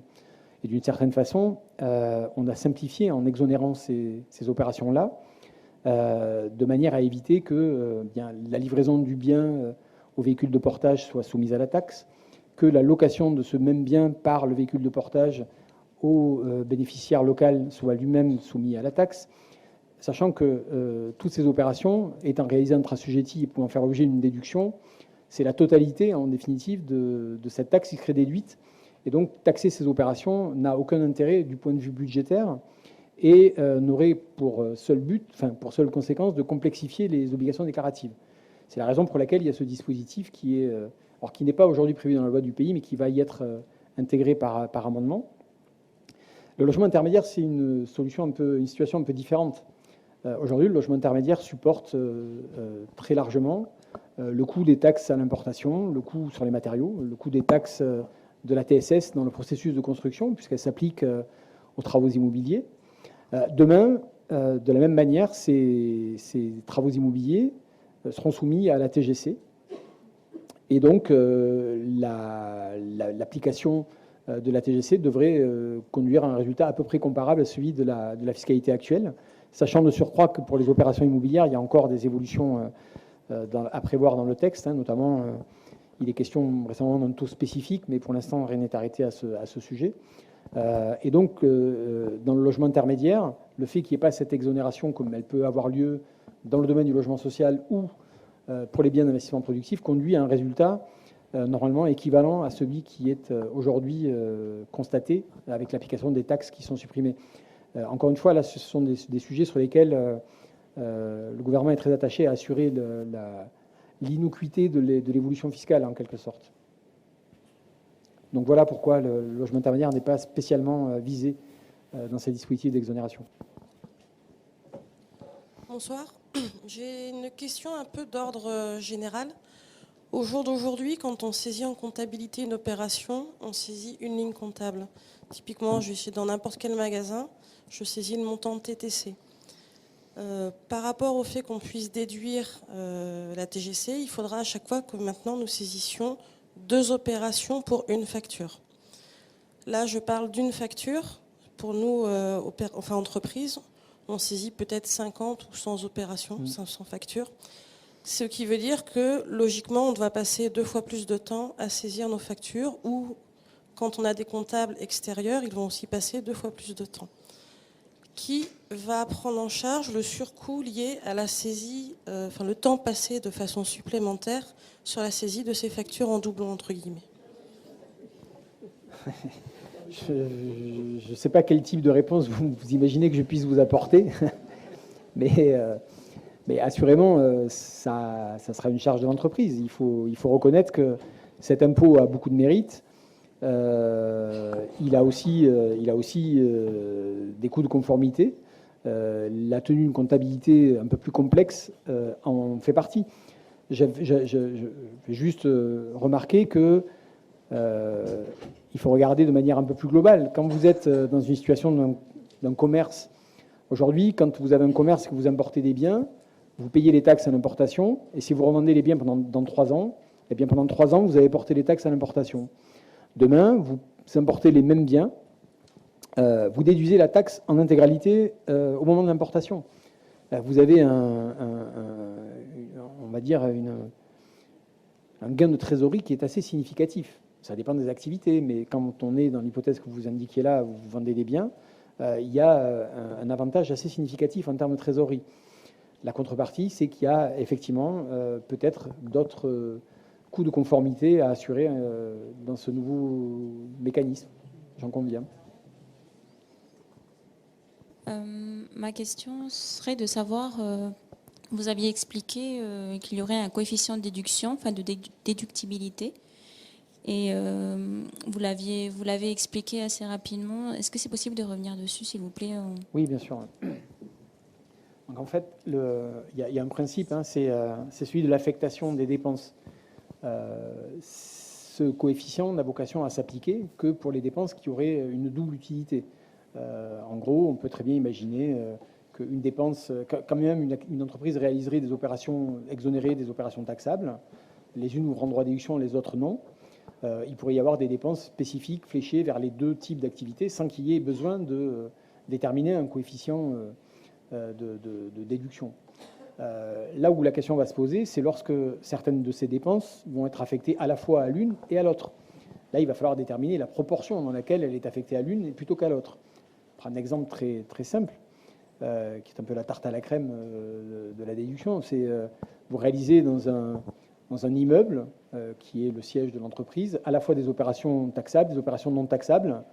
Les unes représentent 20% du chiffre d'affaires total, les autres 80%. Ça peut être un critère de ventilation, 20% déductible, 80% non déductible, ou inversement. Vous avez d'autres critères également qui sont les critères physiques. Dans cet immeuble, il se trouve que les activités taxables qui représentent 80% occupent que 50% de l'espace dédié à l'activité taxable. On peut aussi, si on est en mesure d'en justifier, retenir que ce critère de ventilation physique des activités est plus pertinent du point de vue de la déduction. Vous voyez, c'est ce genre de critères en fait que ça implique, et j'en conviens, ça implique une certaine complexité, mais encore une fois, le périmètre des exonérations est ainsi fait que ça ne devrait concerner qu'une quantité limitée d'opérateurs. En métropole, par exemple, l'essentiel des problématiques de droit à déduction se posent dans les activités bancaires et financières. Or là, effectivement, elles sont soumises d'ores et déjà à l'ATOF et donc exonérées. Et puis tout ce qui constitue les activités qui pourraient être taxées sont également exonérées, puisque c'est des questions qu'on a discutées avec les opérateurs du secteur, et c'est la solution sur laquelle on s'est mis d'accord avec eux. Et donc il y a une exonération générale. Et donc ces questions-là, déjà, ne vont pas se poser pour ces opérateurs-là qui génèrent ce type de difficultés particulières. Oui, bonjour.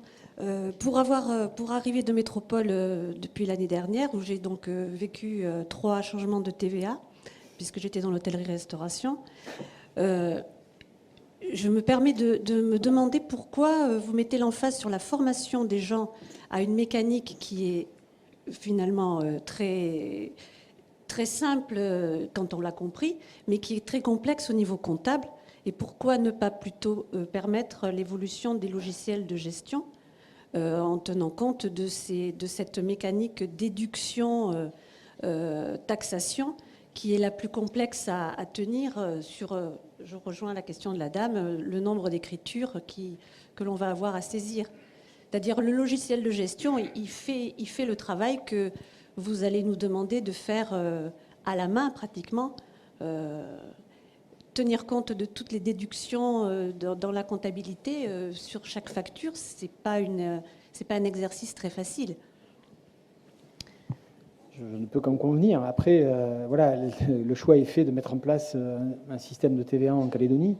Il y a des conséquences assez mécaniques et nécessaires à cette évolution. C'est à partir du moment où on prend le parti de mettre en place un système de TVA avec un système de paiement fractionné, on est nécessairement contraint à ce genre de choses. Alors après, pour rebondir sur ce que vous disiez à propos de la métropole et pour en avoir été le témoin très direct dans le cas de mes anciennes fonctions, j'espère qu'on pourra assurer une meilleure stabilité dans le temps des taux, notamment sur la restauration, puisque c'est effectivement chaque basculement vers un nouveau taux n'était pas qu'une partie de plaisir. Mais c'est jamais qu'un taux à mettre à jour dans une colonne. Hein. Oui. Un logiciel de gestion, imaginons, on permet à nos opérateurs, nos fournisseurs de logiciels de mettre à jour, de créer ces fameuses colonnes de déduction ou taxation, que ce soit à 0,25 ou que ce soit à 11 ou que ce soit à 5, le logiciel, lui, il va le savoir. On va lui donner la relation et le calcul va se faire tout seul. Je ne comprends pas vraiment pourquoi on est obligé d'en passer par ces exercices alors que la mécanique, on la connaît à la sortie. Il va y avoir un taux. Dès aujourd'hui, les fournisseurs de logiciels et les comptables pourraient avoir avec une pâle copie de ce qui existe en métropole, des logiciels qui fonctionnent sur cette mécanique. Mais je crois, j'ai vu certains d'entre eux dans la salle puisque je les ai rencontrés par ailleurs. Je crois savoir que la question de la phase intermédiaire est sensible parce qu'elle génère une difficulté spécifique, mais qu'à terme, moi j'ai cru comprendre que l'évolution des systèmes d'information s'inspirerait très largement de ce qui existe par ailleurs et qui permettent de gérer la TVA. Après, c'est des choix de gestion de savoir dans quel système d'information on investit. Mais moi, il me semble que les outils qui existent par ailleurs sont tout à fait transposables ici. Il y a une difficulté qui tenait à ce que la place qui, dans les systèmes un peu importés, la place qui était généralement dédiée à la TVA a été prise par la TSS, et que donc on a du mal à superposer les deux. Et donc cette phase transitoire, on entend la gérer de manière un peu dérogatoire, mais au-delà du 1er juillet 2018, il n'y a plus qu'une taxe, et puis il y a des systèmes d'information qui doivent faire l'objet d'une adaptation pour permettre justement cette gestion automatisée. Je ne sais pas quoi vous dire de plus. Oui, bonsoir. Moi, j'ai une question, je pense, qui nous concerne tous. C'est le planning d'application de cette nouvelle loi. Si j'ai bien compris, elle pourrait être votée dans les 2 semaines qui viennent ou les 3 semaines qui viennent. Ce qui donnerait finalement plus que 3 mois et demi pour qu'on puisse tout mettre en œuvre d'ici à mi-décembre et être opérationnel au 1er janvier. Ça me semble énorme. Moi, quand je pense à mes 2 sociétés, je me demande comment on va y arriver. Et surtout, je trouve ça très, très dangereux dans nos calculs de prix de vente, parce qu'il va falloir qu'on repense tout notre modèle économique, tout notre modèle de prix de vente, et on va arriver à des distorsions complètes du marché, avec des peurs d'oublier des prix des coûts, ou sous-estimer certains coûts, donc avoir un marché complètement perturbé, en fait, et avec les risques que ça peut engendrer. Si on se trompe dans nos calculs, on peut perdre beaucoup d'argent, ou on peut survendre par rapport à d'autres. Enfin, voilà, ça nous demande plus de temps de préparation, je pense, que juste 3 mois et demi. Donc c'est la CCI que là, je voudrais interpeller pour nous aider à pouvoir avoir peut-être un petit peu plus de temps de préparation. Voilà, c'est un avis. Ça marche. On est conscient effectivement des délais raccourcis par rapport au calendrier initial. Ce qui est clair, c'est que la formation donc, des chefs d'entreprise et des personnels de l'entreprise sera essentielle pour les raisons que vous évoquez, et notamment dans le cadre d'un point d'attention du gouvernement sur les marges, et donc pour éviter que par souci de simplicité, donc les chefs d'entreprise rajoutent juste de la TGC sans déduction. Bon, il faut savoir qu'on a quand même 18 mois effectivement pour se préparer au Big Bang. Donc ça va laisser quand même un temps d'adaptation. Certes, pour la marche à blanc, ça va être chaud, et il faudra probablement un dispositif renforcé de formation. De rajouter. La question des délais, elle est effectivement est centrale. Hein. Le gouvernement a bien conscience de la difficulté de la transition d'un système vers l'autre. Hein. Tout avait été fait jusqu'à présent pour. Vous avez d'ailleurs noté, peut-être, la presse s'en est fait l'écho, qu'initialement, il était prévu de faire rentrer en vigueur cette taxe au 1er janvier 2016. Voilà, c'est vrai que dans la progression de nos travaux, très rapidement, on a pris la mesure de la difficulté de la tâche. Et il y a eu des échéances qui ont été reportées jusqu'au 1er janvier 2017 aujourd'hui. Et c'est vrai que dans le cadencement de nos travaux, il était prévu que les entreprises aient un délai supérieur à celui qui se profile pour se préparer. Le texte était prêt, il a été validé au Conseil d'État à la fin du premier semestre, et l'idée c'était effectivement de le faire adopter rapidement. Il se trouve que là, il y a quelques délais au Congrès parce que le texte est très volumineux et très important, et donc il y a un examen tout à fait légitime qui prend un peu de temps, et donc il y a un léger décalage effectivement dans la mise en œuvre, mais d'ores et déjà on va pouvoir anticiper, commencer à bâtir les formations, et puis il y a quand même pas mal d'informations sur le sujet qui est diffusée, et donc les entreprises peuvent commencer d'ores et déjà à se préparer. Voilà, c'est en tout cas à ce stade, effectivement, il y a eu un petit glissement de calendrier, mais on a d'ores et déjà commencé à communiquer sur les évolutions. C'est pas une question, c'est juste une remarque. La CCI, dès le départ, a souhaité cette marche à blanc. Elle était loin d'être actée lorsqu'on a eu les premières discussions avec le gouvernement. Et j'ajoute effectivement que la marche à blanc est une phase pendant laquelle le risque dont vous parliez à l'instant là, de vous tromper, sera un risque, somme toute, assez limité. Quand on parle de taux à 0,25 à 0,5, c'est aussi un des mérites de cette marche à blanc. Il n'y a pas d'enjeu budgétaire majeur si on se trompe. Et puis, je pense qu'on peut aussi, dans cette phase-là, tabler sur un accompagnement plutôt bienveillant de la part des services, plutôt que sur une... voilà. Vous êtes enregistré, hein? Oui, non, mais j'assume totalement ces propos. Il n'y a pas de difficulté. L'idée, c'est pas. Mais par contre, c'est aussi quelque chose sur lequel je parlais tout à l'heure du mérite de la marche à blanc pour l'administration. Ça permet de sécuriser le rendement budgétaire. Mais il y a un outil très simple pour ça. Les services fiscaux disposent du fichier des redevables, en tout cas ceux qui ont un jour la bonne idée de se faire connaître de nos services. C'est évaluer à partir de la nature de leur activité les obligations qui seront les leurs.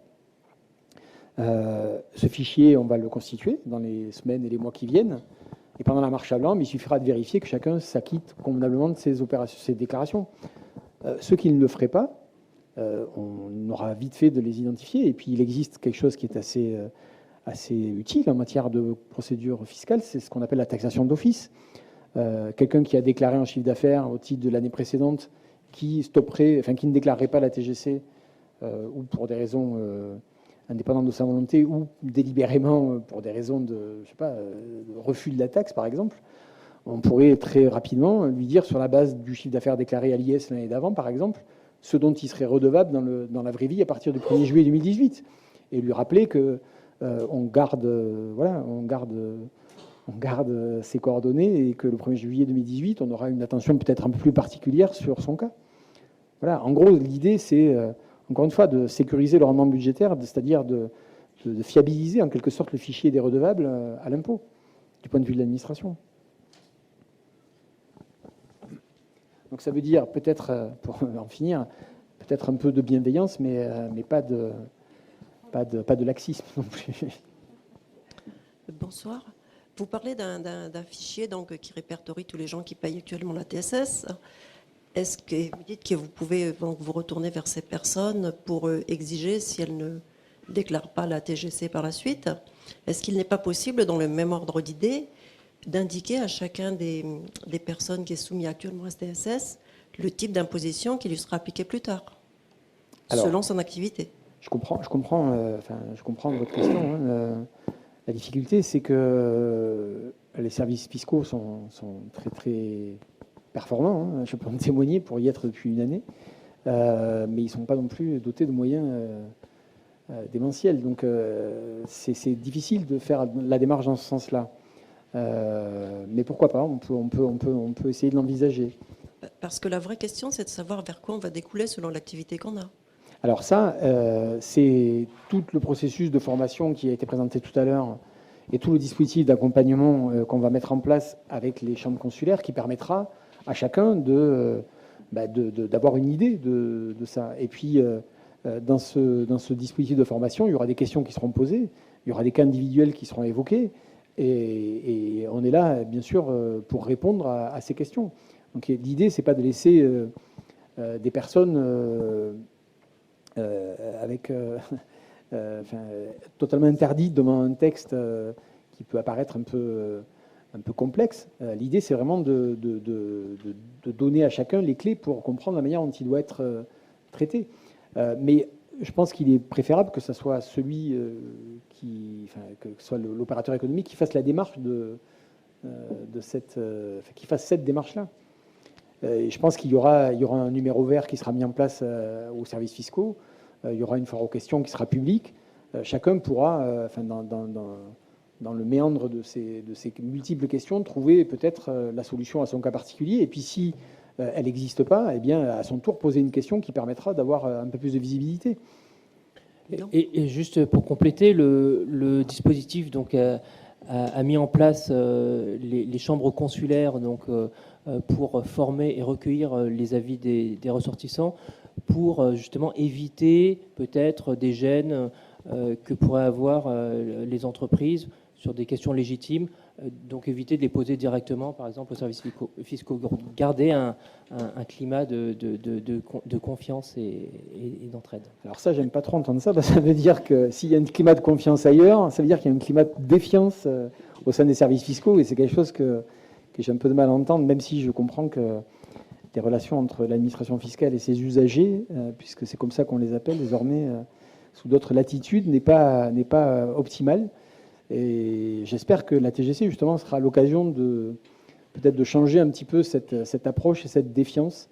En tout cas, c'est pas un engagement que je peux prendre, mais en tout cas, j'aimerais que cette réforme d'ampleur soit l'occasion, justement, de repenser un petit peu les relations qu'on peut avoir entre l'administration et les usagers. Bonsoir, oui, je voudrais simplement savoir, étant donné qu'il y aura énormément de questions dans les premiers mois, ou en tout cas dans la mise en place, et notamment la marche à blanc, comment est-ce que les professionnels du chiffre peuvent se tenir au courant d'éventuellement décisions qui seraient prises par la DSF de façon à pouvoir orienter des pratiques comptables? Alors vous avez tout à fait raison, c'est des interlocuteurs incontournables. On a déjà de nombreux contacts avec l'Ordre des experts comptables. Ils feront l'objet d'un dispositif de formation à part, qui sera peut-être un peu plus fourni, un peu plus approfondi, puisqu'effectivement, ça va être les interlocuteurs des opérateurs, et c'est important qu'eux soient, plus que les autres, au courant des détails d'application du texte. Ils sont très impliqués dans la démarche, ils sont très, très intéressés. Et du coup, je pense qu'on aura des échanges fructueux et qui permettront aux experts comptables et aux comptables de prendre le relais et d'expliquer à leurs clients toutes les subtilités auxquelles ils n'auraient pas pensé spontanément. Une question par là. Bonsoir. J'aurais une question concernant le dispositif de formation, justement. Je voulais savoir quel coût sera supporté justement par l'entreprise pour la formation de l'entrepreneur et du personnel administratif. Alors ça, donc c'est pas encore calé. Si on peut juste revoir. Donc il y a toute une partie qui est gratuite, notamment donc bon évidemment tout le dispositif grand public, mais aussi un module de formation de premier niveau. Donc ça, c'est ce qu'on a vu avec le gouvernement. Donc aujourd'hui, c'est pas encore arrêté, et je pense qu'effectivement, il y a beaucoup de choses complémentaires et supplémentaires à voir avec le gouvernement. Juste sur ce point, il y avait effectivement des crédits qui étaient inscrits dans le budget de la DSF pour la formation, et ils vont être entièrement réaffectés dans le cadre de contrats d'objectifs et de moyens aux chambres consulaires pour le financement de ces dispositifs de formation. Et donc il y a une prise en charge assez significative de la part du gouvernement pour ces dispositifs de formation.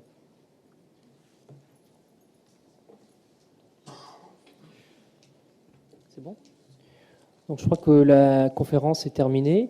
Donc nous vous remercions tous de votre intérêt, et évidemment nous remercions M. Beauvalet pour son expertise sur le dossier. Merci beaucoup. Merci.